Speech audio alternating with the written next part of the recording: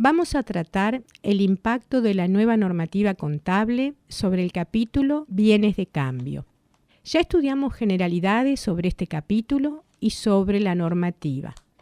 Entrecomillamos bienes de cambio porque es como clásicamente se denomina en nuestro medio. Es la denominación que encontramos en el decreto 103 y posiblemente se continúe llamando de esta manera por un tiempo por buena parte de la teoría contable.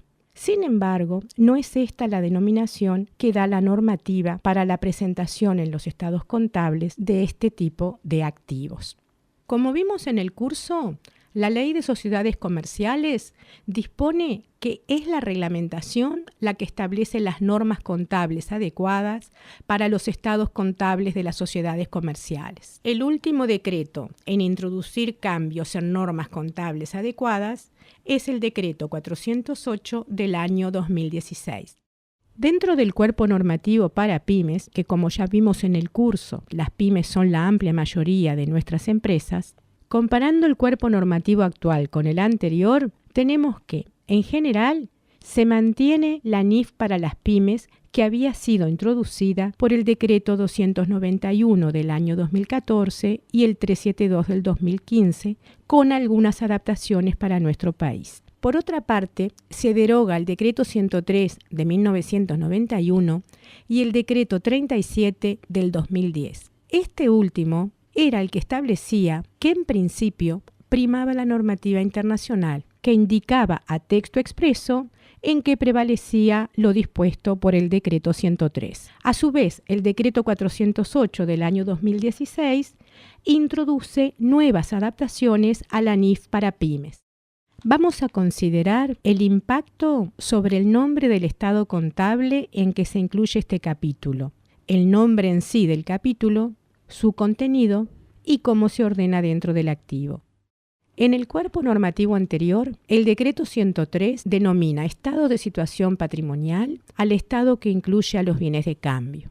En la NIF para las pymes, a este estado se le denomina estado de situación financiera. La misma NIF Pymes acepta que se dé otra denominación a este estado siempre que no lleve a confusión.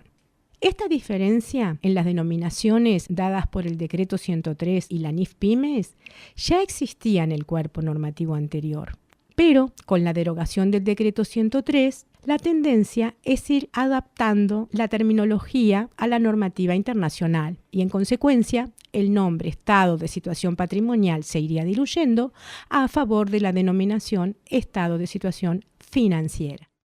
En cuanto al nombre del capítulo, en el cuerpo normativo anterior encontramos bienes de cambio, mientras que en la NIF Pymes, inventarios. Para dar otra denominación, la NIF Pymes es más exigente que en el caso de los estados contables. No alcanza con que no lleve a confusión, sino que acepta que se dé otro nombre en casos que especifica como que fuera conveniente por la naturaleza de la actividad. En cuanto al contenido, en lo fundamental se incluyen las mismas partidas, productos terminados, mercaderías, productos en proceso, materias primas, materiales e insumos, aunque son expresados los conceptos con palabras diferentes.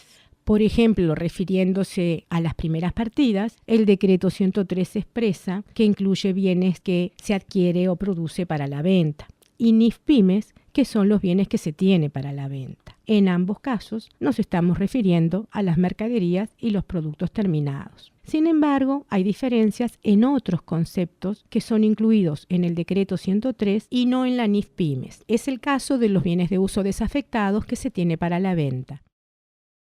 En cuanto al ordenamiento de los inventarios dentro del activo, se mantiene por el decreto 408 la clasificación en activo corriente y no corriente, igual que lo establecía el decreto 103. También se sigue el ordenamiento por liquidez dentro del activo corriente, igual que lo establecía el decreto 103. Estos dos aspectos son adaptaciones a nuestro país que realiza el decreto 408 de la NIF Pymes, que acepta también otros criterios. Sin embargo, cambia el criterio de clasificación en activo corriente y no corriente.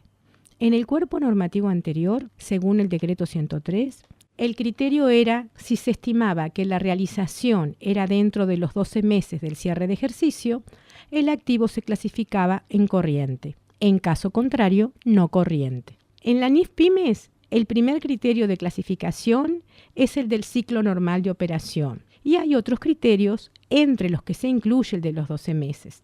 A su vez, se indica que en caso que no pueda determinarse el ciclo normal de operación, se usa el criterio de los 12 meses. Bueno, nos seguimos comunicando en las clases presenciales y en el foro.